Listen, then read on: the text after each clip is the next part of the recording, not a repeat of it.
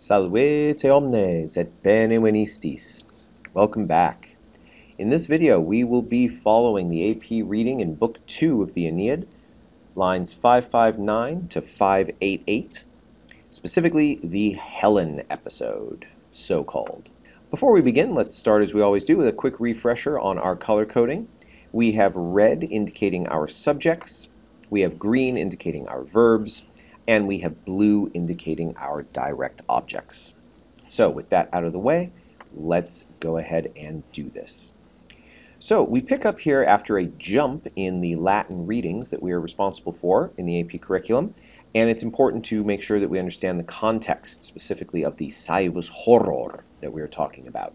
Aeneas has just witnessed the death of King Priam at the hands of Neoptolemus, the son of Achilles. And so that is the savage horror that is surrounding me, right? Then at first, or then indeed, all right? So, but then primarily, or firstly, or indeed, a savage horror surrounded me. Obstipui, I stood agape, or amazed, or stupefied. And then, and of course we know that verbs at the start indicate a suddenness of action. Something suddenly arose, or in this case, came to mind. And that is the imago, the image of, all right, this genitive going with imago, cari genitoris, the image of my dear father.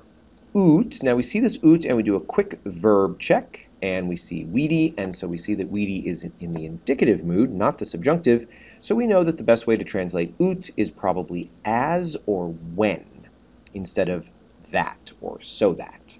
The image of my dear father came to my mind when I saw, weedy, the king, regem, right, this is Priam, and this word right here, aequa aevum, very important. The king was of the same age, the understanding being of his father, all right? So the reason that I thought of my father when I saw the king die was because he was the same age as my father. And then we see the king was exhalantem, so he was breathing out vitam. So once again, we see that the present active participle here, exhalantem, is modifying the regem, telling us what he's doing, but it is also, since it is active, taking a direct object in vitam.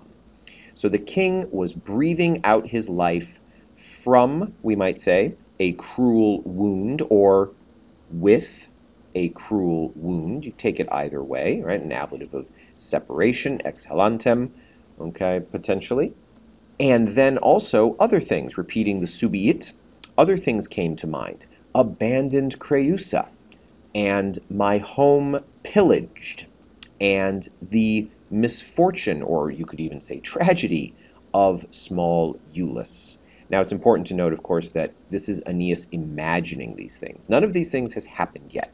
Creusa has not been abandoned, his home has not been sacked, and Iulus is not yet suffering any particular misfortunes other than losing his city. Regardless, though, having thought of all of this, it causes Aeneas to act. And so what he does first is respicio. I look around. Respicio et quae sit me circum copia lustro. Now, everything with this quae to copia, we can see that it is an indirect question because of the subjunctive form of esse, right? Sit. So we start with lustro. I look around and, jump to lustro, I survey what resources there are circum me. And you'll notice that me is not indicated as an object because esse does not want objects, and because circum is the preposition governing the accusative me. So me circum, circum me, around me. I look around and I survey what resources there are around me, and what does he see? And this is a very dark moment, a very low moment for Aeneas. Omnes defessi, all of my men, exhausted, deseruere. And we know that this is deseruerunt, just like misere and dedere are miserunt et dederunt. All of my men exhausted have abandoned, we can say me. And and then this is very broken up. We have to read aegra with corpora, and corpora will be the object of both verbs, misere and dedere. So they have sent their weary bodies to the earth, saltu, could be an ablative of means or manner, regardless we translate it, with a leap. The idea here is that Aeneas was on the roof of the palace trying to find a way to help Priam with his men, and so his men are literally jumping off of the roof of the palace to their deaths, or they are giving their bodies, their weary bodies, to the fire. So his men, unfortunately, have lost hope and given up, and Aeneas, as we will see here in just a moment, is now entirely on his own. Okay, and now we come to the so-called Helen episode. We see these brackets. There's a big note indicating that these brackets simply mean that this passage and everything that follows to the end of this video, line 588, is not considered to be part of the Aeneid that was written by Virgil, but was perhaps a later addition by another writer who wanted to expand on this episode. Regardless, it is part of our curriculum, so we are going to go ahead and continue on. Iam quadeo. Now indeed, this adeo, your note tells you, is really just here to point ahead, all right, to the words that are coming next. It kind of highlights the next word. So translation-wise, we might just say, and now indeed, and now then, okay, I alone was left, right? We see that super eram is actually, the super is part of this verb eram through the stylistic device tymesis, right, which means cutting. So the word was cut in half, and why? It helps highlight the unus. I was there, I survived, I was left, unus, alone. Cum. Now we see the cum, and we do a quick scan right down to our verb, okay, right here, aspicio. So we see that this verb is in the indicative mood, not the subjunctive, so we know immediately and with no hesitation that the translation of cum is when. So, when I see, or catch sight of, Tyndarida, another word that is in the accusative form, but it is Greek. So this is not one of those Greek accusatives, internal accusatives, accusatives of respect. This is simply a Greek word rendered in the accusative case the way it would look in Greek. And we know that this is Helen. Okay, the note tells you, literally this means the descendant of Tyndareus, which is Helen, along with other people. So I see her, and what is she doing? She's doing two things, both indicated by present participles, right? She is servanteming, and then here again we have a participle that takes an object. She is servanteming the limina. So usually servare means something like to guard or preserve, but in this case it's simply she is standing at, perhaps, or near or at the threshold of Vesta. All right, don't let the plurals bother you. We can read it singular. Talking about the temple of Vesta. And now this takitam is technically modifying Tyndarida. It actually goes back that way to modify Helen, but it makes more sense if we read it, which is perfectly fine, as an adverb with latentem, silently hiding in a hidden spot or a secret seat. Okay, so Helen is at the temple of Vesta, presumably seeking sanctuary and hiding from everyone. How does Aeneas see her then? Well, the incendia, the fires, these would be the fires that are burning down his city. The fires give a clear light, claram lucem, and what is missing is mihi. All right, your note suggests you read the mihi. That's going to help you deal with these present participles, eranti and ferenti, which are in the dative case, all right, modifying the understood mihi. So the fires gave me a clear light. We could say as I was wandering, right, and literally carrying my eyes, right, because oculos is the object of this participle, carrying my eyes this way and that, that's passimque, this way and that, per cuncta, over everything, or through everything. So all of this is just a very fancy way of saying Aeneas was looking this way and that. He was looking carefully at everything. Probably because he didn't want to run into any more Greeks. All right, continuing on, illa. Now we see illa, and we always remember that illa illa lud indicates a subject change. So now we have Helen. She, and we see that there's a lot of stuff going on, but it all triggers off of praemetuens. She was afraid. She is fearful of, and she is fearful of three things. She is fearful of the infestos teucros, she is fearful of the poenam, of the Danaum, and she is fearful of the eras of her deserti conjugis. Okay, so let's go one at a time. First, she fears the teucros, the Trojans. Now, this infestos right here means something like hostile or threatening. So the Trojans are hostile to her. Infestos wants us to go to this dative sibi. The Trojans are hostile to her. Why? Right? And that is covered in this prepositional phrase. The ob here will mean something like because of or on account of. Because Troy has been eversa.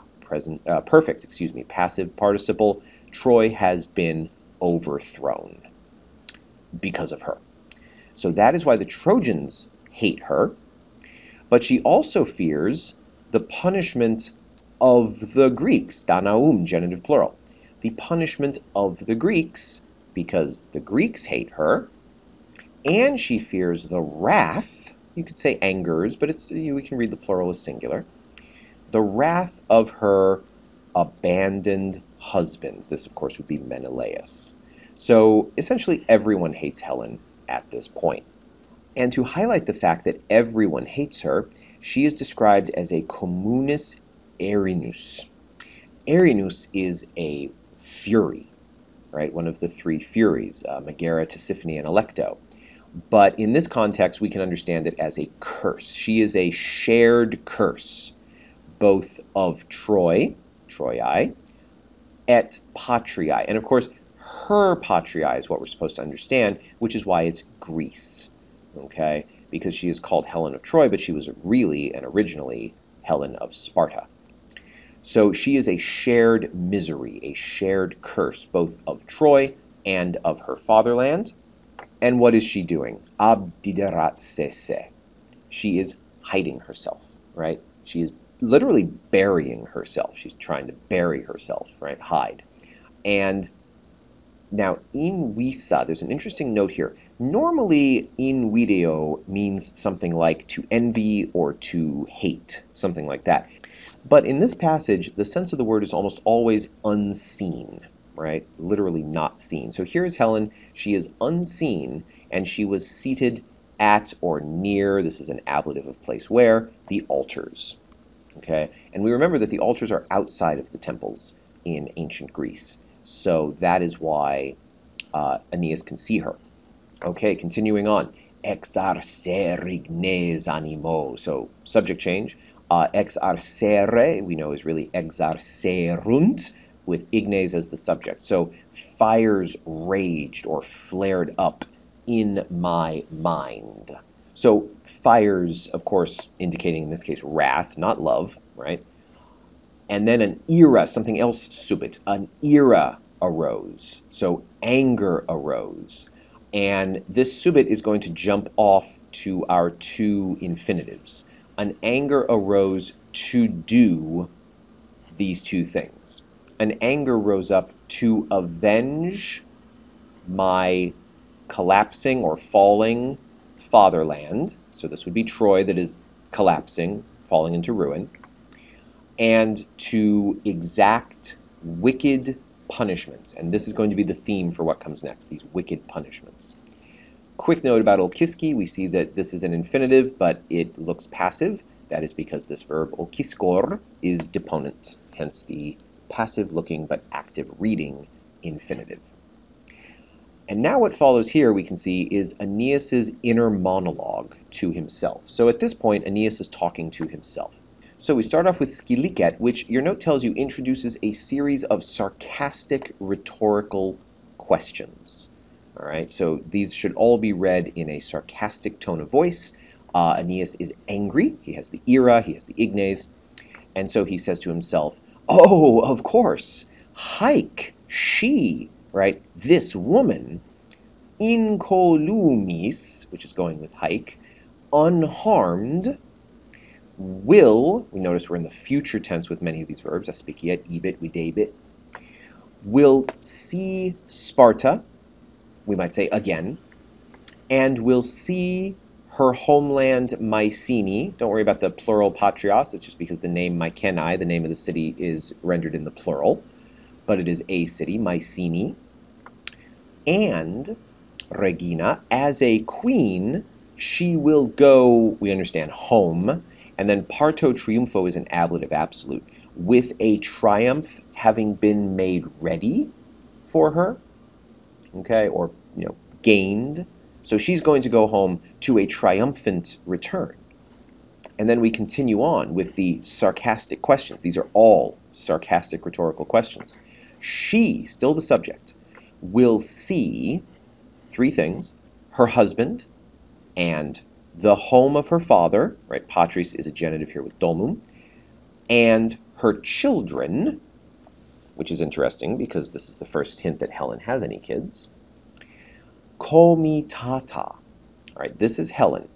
She will see her husband, the home of her father, and her children, accompanied by two things, right? Accompanied by a turba iliadum and accompanied by frugiis ministris.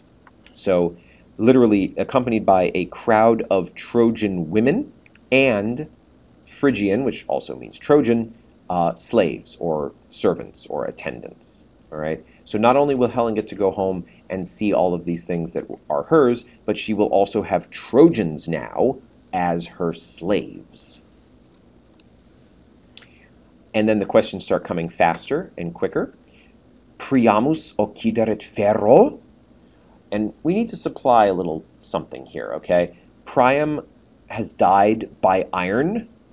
We might say, for this. Troy has burned with fire. The shore of Troy has soaked or has dripped. Totiens, an adverb, not a participle, an adverb.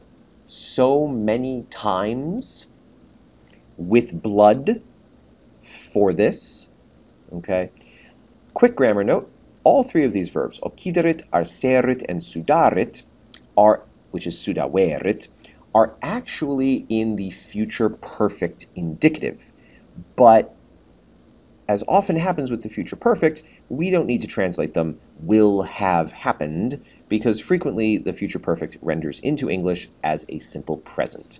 Priam dies by iron for this. Troy burns by fire for this.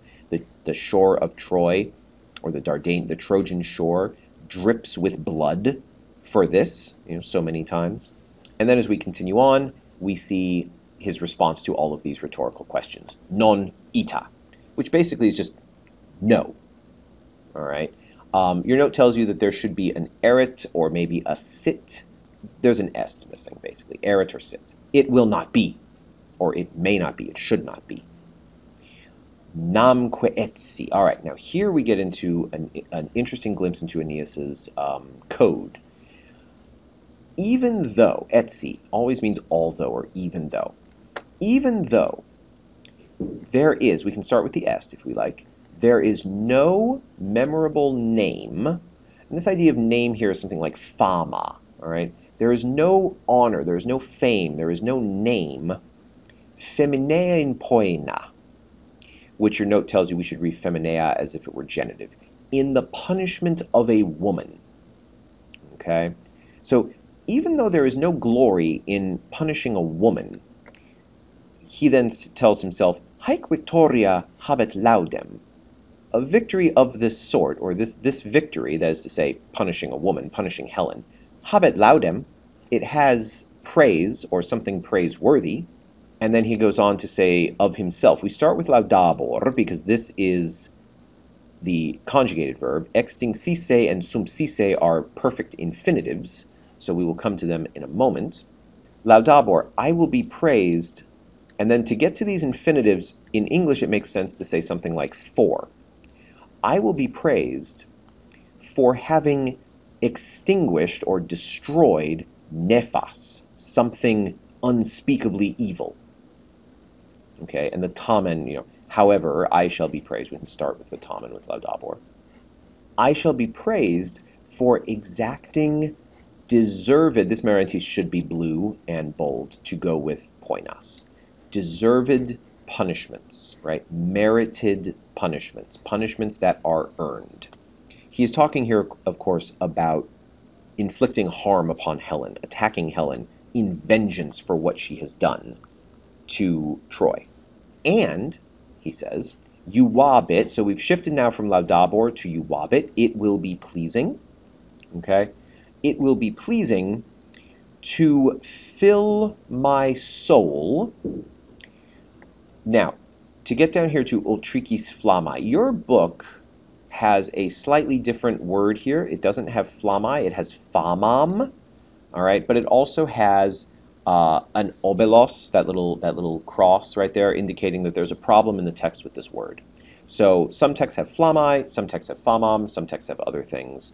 What we're going to do here with whether it's flammae or famam or whatever is we're going to ignore it. All right, we're just going to ignore this word for a moment because we can make it make sense with ultricis. All right, it will be pleasing to fill my soul full of. That's how we get to the genitive, right? How do I get to this genitive ultricis? It's from this verb explesse, which means to be full of. My soul will be full of revenge. Okay, that will be pleasing. It will be pleasing to have filled my soul full of revenge, and it will be pleasing, because euabit is also looking down here at satiase, it will be pleasing to have satisfied the ashes of my people, my ancestors. Ashes, of course, referring to all the people who have died. So, this marks the end of Aeneas's inner monologue. He has just worked himself up to the point where it seems like he is going to go and attack Helen, possibly kill her, in vengeance for what she has done to Troy. So we are now finished. Talia yaktabam, I was throwing about such words. This should also be indicated in blue as a direct object. I was throwing about such words, and I was being carried, or I was moving, right? We can read this as if it were middle. I was carrying myself with a raging mind. All right, a mind that was enraged. Okay, and with that, we have come to the end of the Helen episode, right here with this closed bracket. We will continue on in the next video with what is definitely, or seems most definitely, to be Virgil's writing. And we will see what happens, because obviously we know that Aeneas does not kill Helen. So how do we reconcile what we just went through here with what comes next? Maximus gratias for following along, et valete.